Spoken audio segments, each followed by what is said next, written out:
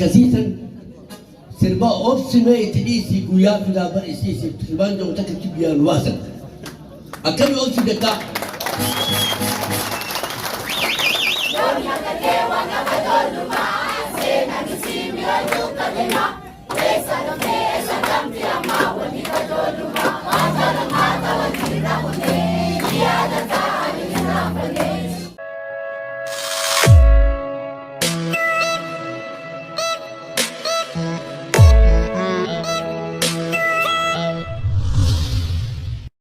Kanaafuu nutis sagantaa tana eeba manguddoodhaatiin eegalla. Manguddoon nu keessa ni jirti eeysaaf hin noggaa jenne artistoonni buleeyyiin nu keessa waan jiraniif dargaggeessaas itti mahuudhaan artist Ibroosheedhaaf akkasumattuu Jamaal gamana nuu dhufanii sagantaa teenya du'aayiidhaan akka nuu banan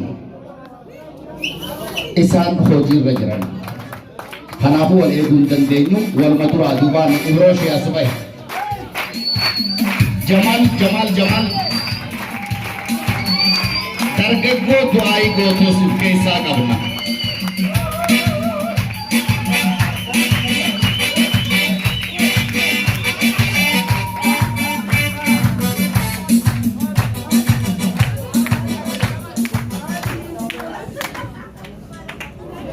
Du'aayii ziqnuu godha.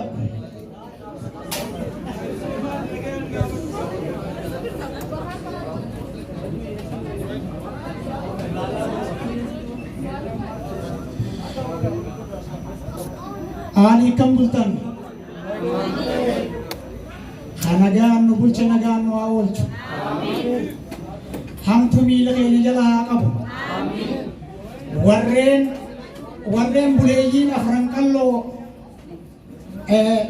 qalloo kana jaaree asiin gee kadu'eef rabbi rahmata haa godhu hajiru rabbi nagaatti nu haa ta'u galanni isaanii bilisummaa haa ta'u galanni isaanii jannata haa ta'u warreen afran qalloo irra dukkaawee asiin eegee qeyroo ammaan tanaa kana itti laate kana hunda rabbiin bakkaan nu haa ge'u hamtuu rabbi nurraa haa qabu biyya teenya biyya nagaa rabbi haa godhu manguddoo du'aayii gootuu tanaafis manguddoo nagaa baatu rabbi haa godhu kunoo manguddoo tanaan baanu guguddoo kana rabbi nagaa haa baasu biyya teenya biyya quufaa haa godhu biyya nagaa haa godhu warra biyya fi irratti nagaan bulee nagaan oolee jiraatu rabbi nu haa godhu warra qafii nyaatu nu haa godhu warra nama nyaachisuu miifii nyaatu rabbi nu haa godhu biyya teenya rabbi abbaa nu haa godhu abbaan nu malee hin jiru biyya teenya rabbi abbaa nu haa godhu afran qalla magaalaan dirree daawaadhaa dirra deeraa afran qalloo oromooti dirree daawaa rabbi nagaa nu haa godhu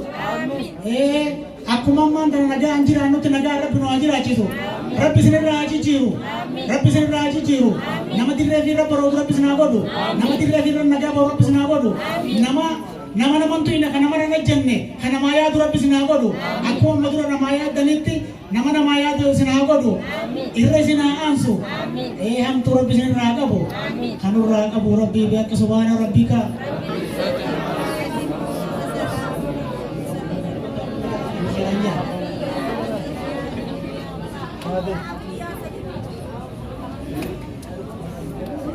Assalamu alaikum. Waalaikumsalam. Nagayami.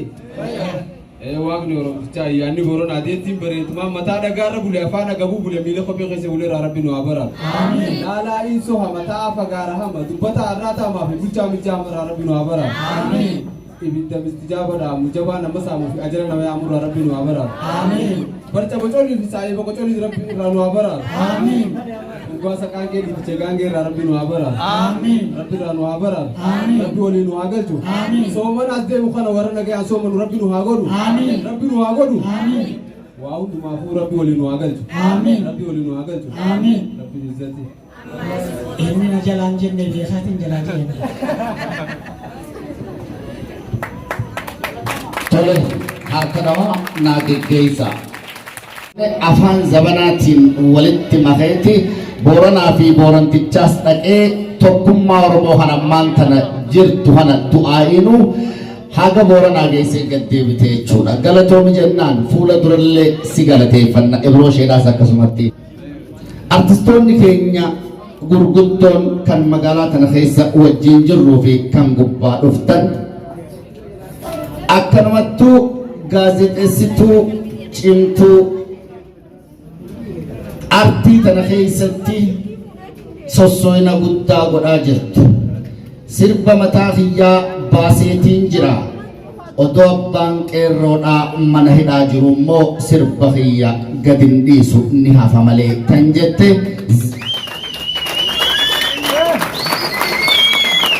Zabidaa Shwaashwaa qajeellotti harkanaa dhawaadhaaf.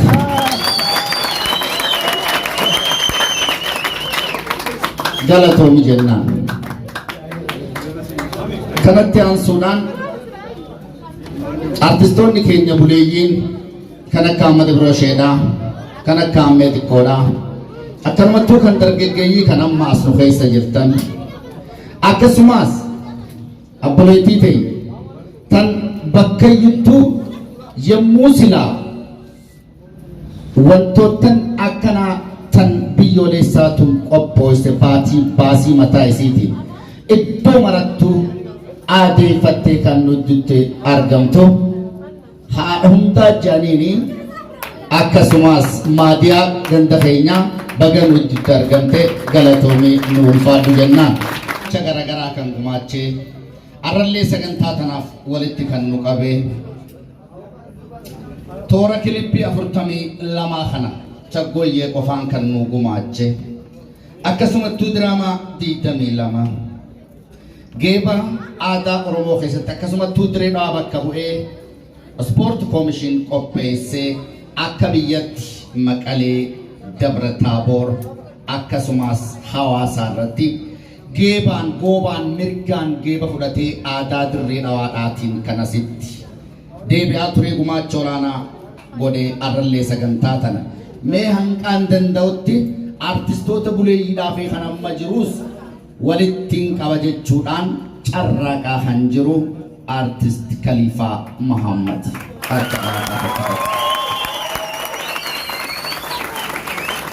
baga nagaan waltajjii kanarratti naaf argamtan alla magan jechuudhaan haasawa nu godhanii keessummaa guyyaa irraan tanaa kan gama waltajjiidhaatis nu afeeran qopheessaa abbaa waltajjii tanaa artist dargaggoo Khalifaa Muhammad harka dhawaa gama waltajjiidhaa naa geggeessa.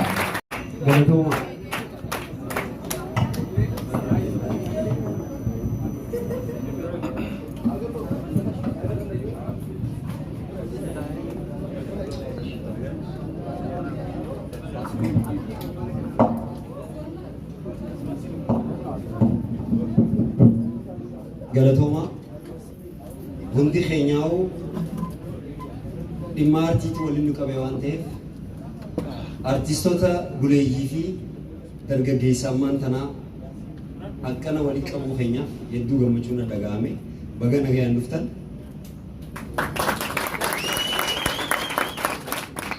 Kaayisaafuu hawwisoon afran qallootii fi akkasumas ijoolleen miseensa keenya bu'aa bahii nuti keessa dabarree gammachuu guyyaa irraan tanaa arguu keenyaaf alhamdulillah jecha wal jala barootan sadeen kana badhaasni nuti guuraa jirru hawaasa hedduu nu gammachiisaa jira. Barana akka biyyoolessaatti badhaasa fuudhuu keenya amata dabreezaa kana ogaa sagantaa qopheessinu ministiriizin ture amma aadaa waliigalaa nyaannee jirra. Ilmi buleeyyii keenyaa Aadde Makkee Abdullaahi leencoonis barana odaawwaardi nu seenee jira. Sochiin amma deemaa jiru bareedaadha dammaqaa jirra jechuudha baga kanaan nu gahe.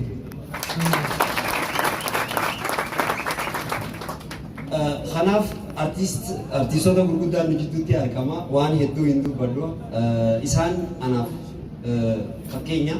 Kanaaf yoo rabbi jee magaalaa Dirree Dhawaa keessatti sochiin aartiidhaaf akka jirutti karoorri keenya kan amata dabreerraa amata kana gabaabsee yookaan dubbadhu yoo rabbi jee bifa barruutiin waan nu ibsa akkasumas muuziyeemii takka maateeriyaalii gartee aadaadhaa walii qabnee afran qalloo fakkeenya ta'uudhaaf hanqa dandeenyutti ni hojjenna. Aadaa baadiyyaa keessa jirtu hara magaalaa Finnee waan dandeenyutti sochii itti jirra. Barruun takkaas qophaa'ee jira. Sanis yoo rabbi jee amata dhufutti waan haaraan akkaan dhufu abdiidhaan qaba. namootaan asirratti nu jajjabeessan hedduudha. Maqaa isaaniillee dubbachuu baadhu warreen asaasa waan akkanaatiin nu jalaa deemaa jiran keessaafuu nu jajjabeessaa jiran Maastar Hassan Abdulqaadir, Ustaad Aminee, Obbo Hammee Kabiraa jechuudha. Akkasumas biiroo bulchiinsa Diree Dawaadhaa keessaafuu hooggansoota keessatti yeroo ammaan tana leeyilii gaaf takka rakkinni nu qunname leeyilii halkanirraa sa'a jaada wallee nu jalaa kaasee rakkoo nu baasee jira. Kabajaa guddaa osoo hin kennineef hin dabru kantiibaa bulchiinsa kabajamaa Obbo Khadiir Juwaar sila hamilee naa kanatanii fi natti tola.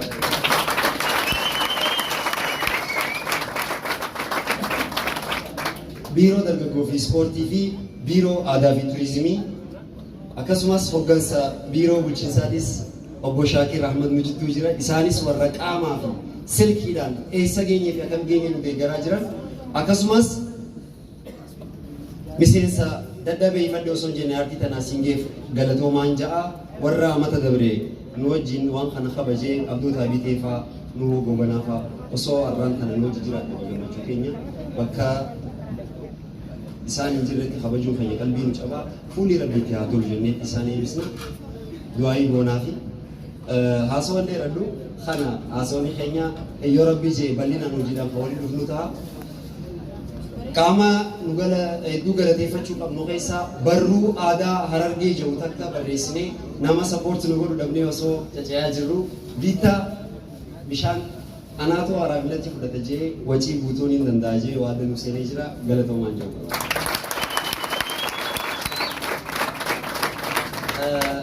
Namootaan gurguddaa hedduu nu keessa jira. Biiroo aadaa fi turizimii irraa itti gaafatamaan nu jidduu jira. Garuu nama ifadde dadhabee osoo hin jenne yeroo hedduu nu hordofu Obbo Shaakir Ahmad nu jidduu waan jiruuf karaa isaatiin dabarsa keessummaa kana afeettanii galatooma. Sirbee galee waan jecha lamaan isin jaa. Dura waan irratti galatti godhu ammas nasiiba ijoollee afran qalloon qabtus warra amma nu eegale kun nasiiba qaban dardara isaan beektota dardaraati. Beektota Oromooti. Oromoon aartistiin dardara lamaa jira yeroo nuti Sheekh Abdusalaam Haaji Muusaa fi Ismaa'iil Galmoodhaan lubbuu itti garooranii waa takka tujjaara warra jimaa silaa eeguuf ilaa karaa adda kana. Tujjaara nama jedhamee maallaqa kabajaan lamaan kana jira. Lamaan kunis baatii hunda guuboo qaban. Yoo kabalanii jedhaman. Arra nasiiba ijoollee afran qalloon qabdu bulchaan itti aanaan mootummaa guutuu dardara rabbi godheef. Waan hin jiru ijoollee Oromoon amma nasiiba kana qabdanii nuti yeroo san nasiiba hin qabnu nasiibni keenya maal dhokannee ganda keessatti waan ni godhe. Sirba keenya fudhatanii isiniif laalla ga'anii raadiyoo dhageessanii nuun ja'anii achi deemuu deeman torbaanti kan booda nuu deebi'anii abooda afaan qottuu kun hin dalagu afaan Oromoo ta'uu hin dandeessu. Yeroo nuti akkasiisan sirba obsimee itti dhiisii guyyaa fidaa barisiisi sirbaan ta'u takkatti biyyaa nu baasan. Akkamii obsi jettaa? Yeroo san ara rabbiin fidee ni garsiisa. Artisti Oromoo afran qalloo ni baana ja'anii bahanii ijoolleen dardara kaniin arkee kana haamiilan qaban ajaa'iba jiru.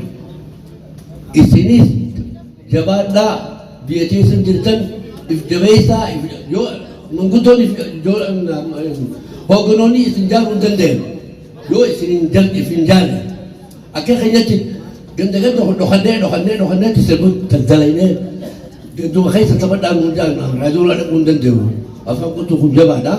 Nin geessee afaan Somaalee taphachiisi ni taphachiisi. Afaan Amaaraa taphachiisi ni taphachiisi. Ingiliizii taphachiisi ni geessi. Waan hin jiru kunis nurraa dhugaadha wallaahi wabillaahi ta'aalaahi. Nuun jaalli. Afaan qottuu gurra keenyu. Boona akkamiin ijoollee akkam taanaa afaan keessan kun jabaadha raadiyoon seenuu danda'u. Ganduma keessa tattaphadhaa ala bahira nu jaalli. سبب داخل أوله فلانها أقول أسيديني Ali Birran inni kharaa nasiibaa qabaatii Finfinnee irraa jaartiin takka fuutee ilaa Hoolanda geeffatte. Achirraa hin deemine inni. Anis ati Jibuutii deemee ilaa Maqdishoo dhaqee Haajii Abubakar bira ni dandeessa inni hin dandeenye. Sirba obsimee itti dhiisii biyyaanirraa seessaniin ni sirbaa jee sirbe. Ana qalbiitti yellaa likki hin qabdu haa. Biyya namaa jirtaa amma hidhamii amma tuumamu sirbi kun tekkamee haa ba'u alatti. Ni cabaa ni cabsaan jeen himame sanimmoo ulfiin nuti mataa keessatti. Shantamfaa ana dhageenii dhagammala hin silayin dhufan. Ogummaa sirbisa sirbee muuziqaan ni bareeddii sagaleen ni bareeddii humaa waan cabsu hin jiru afaan uummataa fi afaan keenya tikkatee aboo ati idaan gabrummaa tun waan nama tumuuti sammuurraa siga turumsa sammuurraa intalaquu hin dandeessan afaan bahuu hin dandeessan ganda keessatti nuti ati taphadha malee anallee hin baasina nuti idaan turuu gabrummaadhaan beenu malee booda nasiibaan jiru hoogganoota rabbiin ijoollee dardara akka keessan isinii fideeti isinii sochadhaa isaanis haa isin gargaaran afran qolo bakka keenya nu qabaatu nu jabeessa.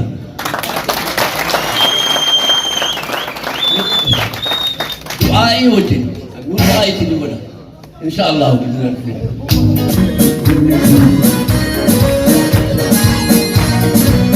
Angaatiin jaalatee akolii tolcha mawalta ana waliteeti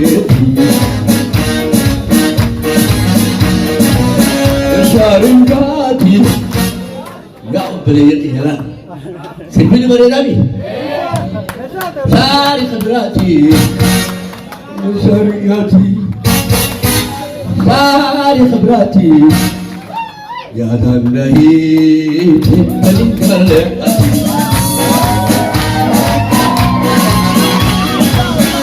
sharingati ya salam Sari khabrati Sharikati Sari khabrati Ya Tannahi Al-Atu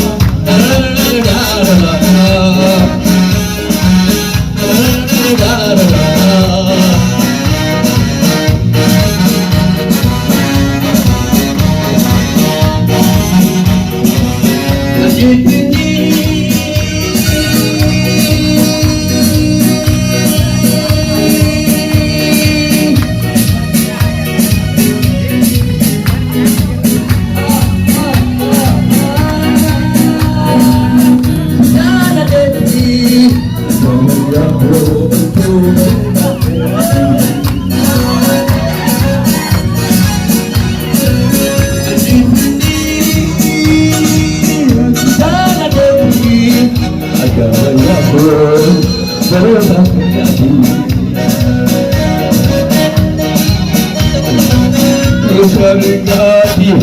ya dallahi Sharikati Sari khabrati Ya dallahi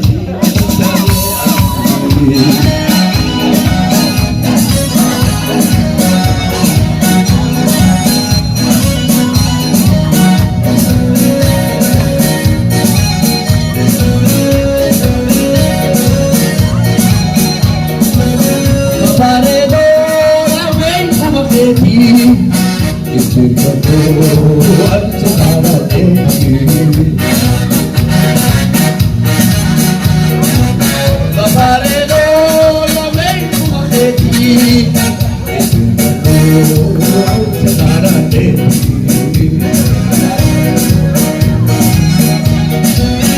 Sharing kaki Kau belajar ke jalan Wani di sini jalan Mencari hai sini gawi Cari kabirati Beredari tu cicani punya jatri Mengkuto tu jogi tu dah dan sini tu sini tergaran wahyu sini bukan sini mana ini fatina Cari kabirati Jalan dari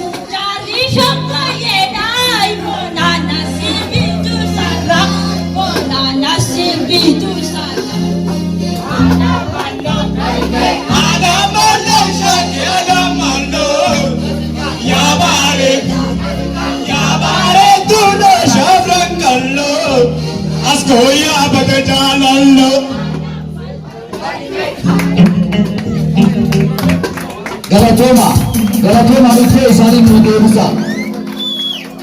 Galatoma jaboon ququfa'aa jira mooyyeen duwwaan dhabdumee deessa laala. Iddoo naa qabadda. haasoo keenyarratti erge achuma tattaa alaa sun bayinaadha.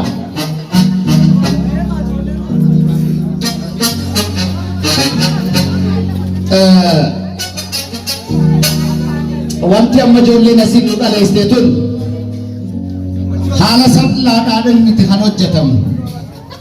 Yuunivarsiitii Finfinnee keessatti ijoolleen barattootaa waliin qabamtee bifa addaatiin ni hojjanna hojiin isaan jedhanii ilaa qarshii miliyoona cinaadhaan ittiin fudhatan isa የመድረክ ቲያትር jedhaniin kana jechuudha. Ijoolleen teenya kana bifa addaatiin dalayde diroo raasaa shantii taphachaa haramaa Khanis wallootan silaa godhamu san maraa'u godhaa jechuudha. Wanti akka amma asitti hojjetamu